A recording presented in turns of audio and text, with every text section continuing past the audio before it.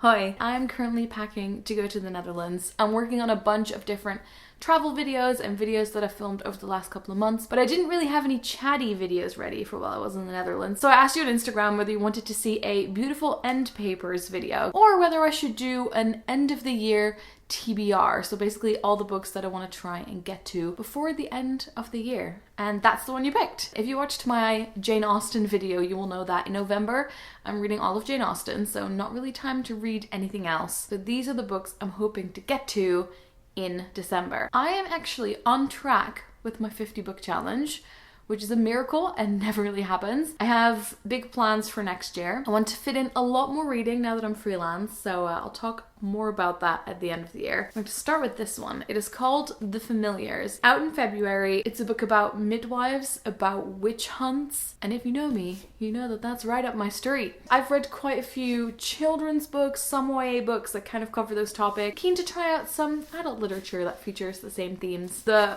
cover has a quote that says, "In a time of suspicion and accusation, to be a woman is the greatest risk of all." Next up, this is a book that my boyfriend got for me because basically he's been pestering me to read this. And I said, if you get me a copy, I promise I will read it. So, gotta keep my promise. It is The Fifth Season by N.K. Jemisin. So she has won the Hugo Award, I think 3 years in a row for the series, so she just keeps winning it. My boyfriend's been telling me like little bits about it, but I keep having to stop him because I'm gonna read it myself. It's also a contender for the End of the World Book Club, which will be taking a new shape soon, in case you're wondering what happened to it. But I'll have to read it first and see if I like it. At the front it says, "But this is the way the world ends. This is the way the world ends.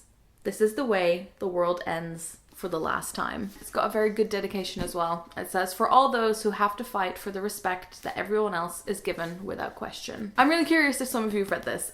If you have, let me know what you think. Then there is a sequel that I have been saving for the wintry months. So you might remember that I loved The Bear and the Nightingale, inspired by Russian folktales, rebellious teenage girl, these like home spirits that only she can see. Oh, it's so good and I loved it. This is the sequel. I have the proof of the third one as well. I need to get to this because I put off reading the first one for such a long time and then I loved it so much. So I want to read this before the end of the year as well to see if it will be on my favorite books of the year list. Towards the end of the year, I start kind of making the like top 10 books of the year in my head. And then there's all these other books where I'm like, oh, I really want to read that as well because I think that'll go on the list, but I need to finish it before the end of the year. Another wintry, Christmassy read, and this should be a quick one. It is Anne of Green Gables. I watched the second season of this on Netflix and I still love it. I know the like big fans of the book don't always love the TV show, but I love it. So I'm hoping I'll love the book as well. And this V&A collaboration edition is really, really gorgeous. Then I got lucky at foils because I spotted a book that had been on my GoodReads wishlist for a while. I don't know if it's even out in the UK officially. It's from the US and I think this is like an import edition from Harlequin Teen. But yeah, I bought this in foils and it is all out. The no longer secret stories of queer teens throughout the ages.